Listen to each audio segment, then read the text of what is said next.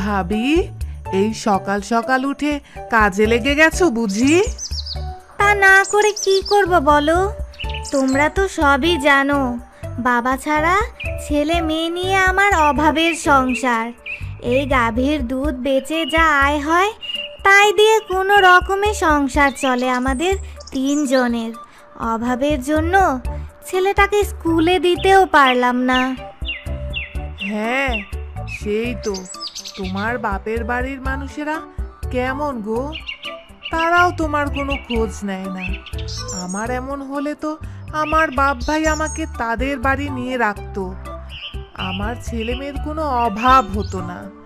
আর তোমার পোড়া কপাল দেখো, একে তো অল্প বয়সে স্বামীটা মারা গেল, তার উপর বাপ ভাইও তোমার কোনো খোঁজ খবর নেয় না।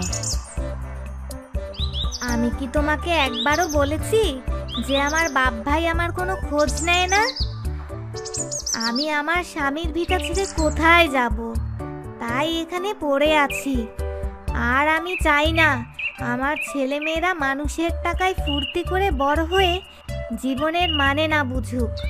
আমি চাই ওদের যা আছে সেভাবেই ওরা বড় হোক। ছোট থেকে কষ্ট করে কিভাবে ভালো থাকা যায়, ভালো জায়গায় পৌঁছানো যায় তা শিখুক। হয়েছে ভাবি, আপনারা তো ভারী ভারী কথা আমি বুঝি না। এবার আমি যাই, আপনি আপনার কাজ করুন। হ্যাঁ, তাই ভালো, যান আপনি। মানুষ এমন কথা কিভাবে বলে আমি সেটা বুঝি না। যাই হোক, এসবে আমার কান দেবার দরকার নেই, আমি আমার নিজের কাজই করি। দুবেলা ঠিক মতো খেতে পায় না, তার আবার ভারী ভারী কথা। এজন্যই বলে কাউকে সেধে উপকার করতে নেই। এসেছিলাম ভালো দুটো বুদ্ধি দিতে, কিন্তু কে শোনে কার কথা? থাক, অভাবে মরুক, আমার কি তাতে। রেনু, ও রেনু, বাইরে আয়। আমার দুধ দুয়ানো হয়ে গেছে, বাজারে যেতে হবে, তাড়াতাড়ি বাইরে আয়।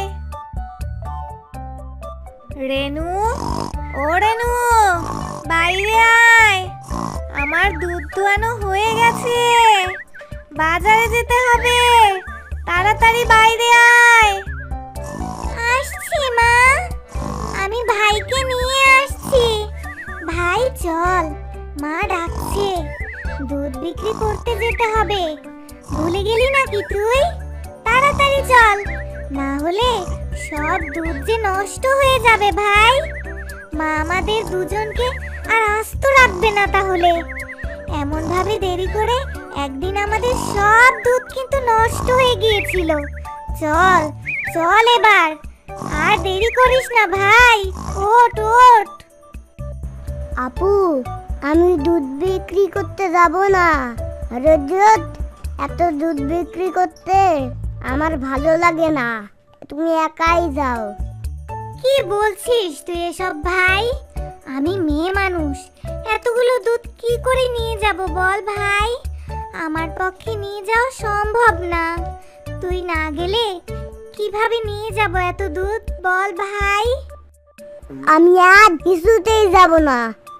আপু, তুই একাই যা।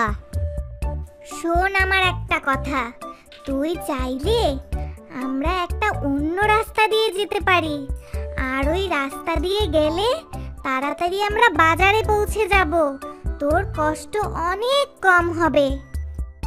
তাহলে এতদিন তুই আমাকে ওই রাস্তা দিয়ে নিয়ে গেলি কেন? শুধু শুধু আমাকে বেশি আটিয়ে কত কষ্ট দিয়েছিস।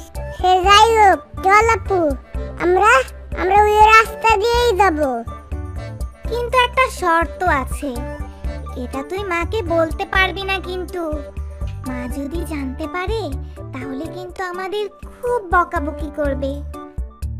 ঠিক আছে আপু, আমি মাকে কিছুই বলবো না।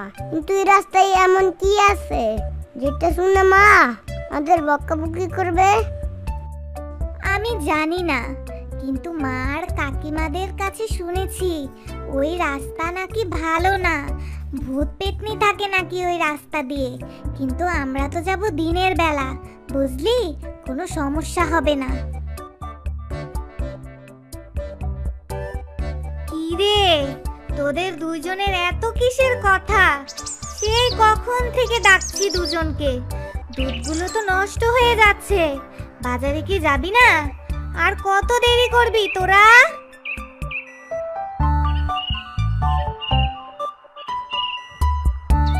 এই তো মা, আমরা দুজনই যাচ্ছি। ভাই আজ যেতে চাইছিল না, তাই আজ দেরি হয়ে গেল ওকে বোঝাতে গিয়ে। ঠিক আছে ঠিক আছে, এই নে দুধ, এখন যা। আর একটা কথা ভুলেও কিন্তু ওই রাস্তা দিয়ে যাবি না, মনে রাখিস কিন্তু। ঠিক আছে মা, আমরা ওই রাস্তা দিয়ে যাব না। তাহলে এখন আমরা আসি মা। মা, তুমি আমাদের জন্য রান্না করে রেখো, এসে কিন্তু খাবো।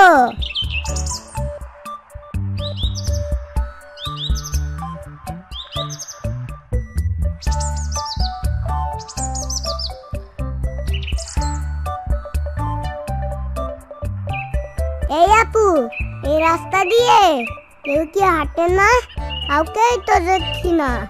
মনে হচ্ছে কতদিন এই রাস্তা দিয়ে কেউ হাঁটে না। চারদিকে কেমন নির্জন মনে হচ্ছে। দিনের বেলাও চারদিকে যেমন অন্ধকার হয়ে আছে। এই ভাই চুপ কর তো, এমনিতেই কেমন গাটা ছমছম করছে, আবার তুই এগুলো কি বলছিস? মা এমনি এমনি রাস্তা দিয়ে বাজারে যেতে বারণ করেনি, বুঝলি? তাড়াতাড়ি পা চালা, জলদি বাজারে যেতে হবে, নইলে তো দুধগুলো আবার নষ্ট হয়ে যাবে।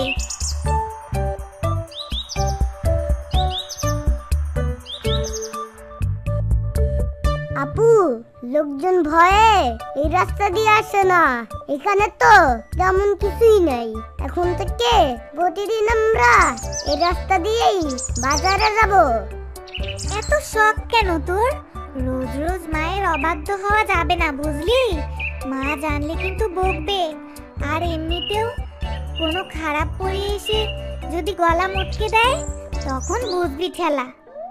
আপু, ওই দেখ সামনের ওই গাছের গোড়ায় কেমন আলো বের হচ্ছে। আমার ভয় করছে আপু, আমার খুব ভয় করছে।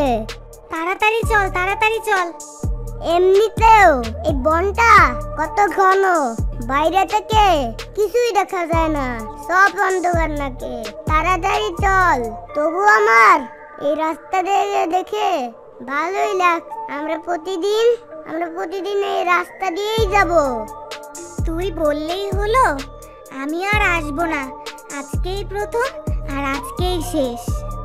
তুই যদি আসতে না চাস, আম্মাকে সব বলে দেব তুই রাস্তা দিয়ে নিয়ে গেছিলি। আস্তা আপু, চল না গিয়ে দেখি এখানে কিসের আলো।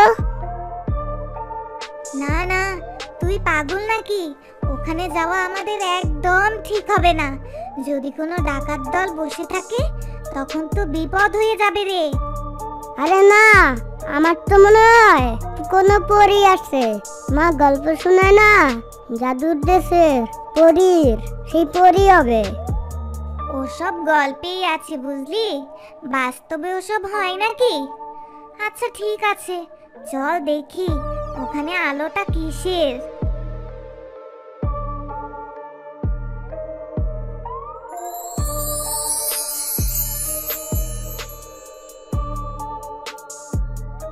কে তুমি?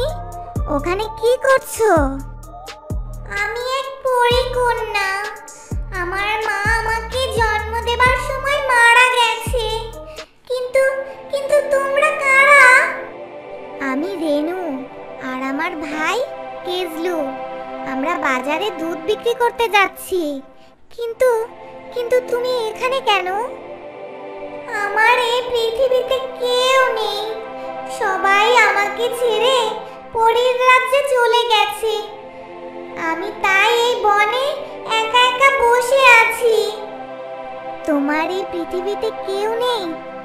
তাহলে চলো, তুমি আমাদের সাথে আমাদের বাড়ি চলো। আমাদের মা আছে, তুমি আমার মাকে মা বলে ডেকো। দেখবে আমার মা তোমাকে কেমন আপন করে নেয়। সত্যি বলছো তুমি? সত্যি বলছো? ঠিক আছে, আমি যাব, তোমাদের বাড়ি যাব আমি।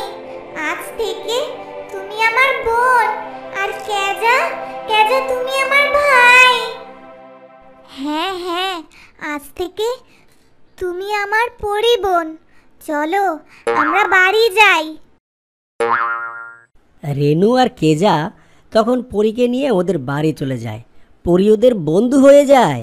এরপর থেকে পরী ওদের সাথে ওদের বাড়িতেই বেশ সুখে শান্তিতে বসবাস করতে থাকে।